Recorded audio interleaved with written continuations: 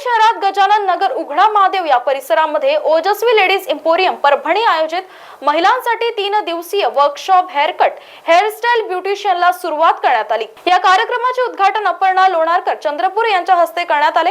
या 3 दिवसीय workshop haircut hairstyle मध्ये महिलांना विविध मार्गदर्शन करण्यात आले। यावेळी मार्गदर्शन करताना सचिन सकपाळ मुंबई तसेच या कार्यक्रमाचे आयोजक निकेतन जैन यांनी केले होते। यावेळी या 3 दिवसीय कार्यक्रमात 70 ते 80 ब्युटिशियन महिलांनी मोठ्या संख्येने उपस्थिती दर्शवली। नमस्कार, मी निकेतन जैन म्हणजे अनिकेत जैन ओजस्वी सर्व माझी शॉप ओजस्वी एम्पोरियम गांधी पार्क परभणी या ठिकाणी आहे। विठ्ठलमंदिर बॅक साईड 26, 27, 28 सप्टेंबर 2024 हा जो प्रोग्राम होतोय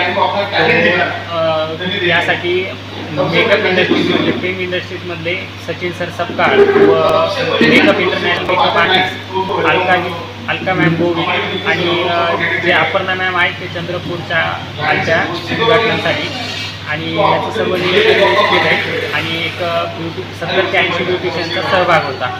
त्यासाठी धन्यवाद। पण 2 ब्रँच आहेत। अनिकेत आपला जो प्रोग्राम ऑर्गनाईज करतो तो म्हणजे एवढ्या छान पद्धतीने करतो। अगदी स्वतःकडे बिलकुल लक्ष देत नाही, स्वतः त्याचं खाण्यापिण्याकडे लक्ष नसतं, पण प्रोग्राम कशा पद्धतीने व्यवस्थित होईल फक्त याकडे त्याचं लक्ष असतं। आणि सर्वात महत्त्वाचं म्हणजे तो परभणीमध्ये किंवा इतर आजूबाजूची खेडेपाडे सर्वांना पुढं कसं आणायचं हा विचार करत असतो आणि भरपूर ब्युटिशियन अशा बाहेर जाऊ शिकू शकत नाही। तो काय करतो की मोठे आर्टिस्ट परभणीमध्ये। महाराष्ट्र टीव्ही 24 करिता राहुल धबालेची रिपोर्ट परभणी।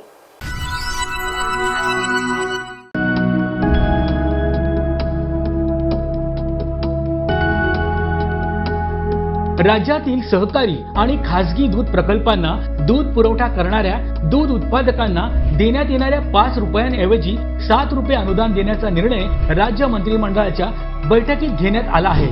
या निर्णयामुळे शेतकऱ्यांना दुधासाठी प्रति लिटर 35 रुपये भाव यापुढेही मिळत राहणार आहे।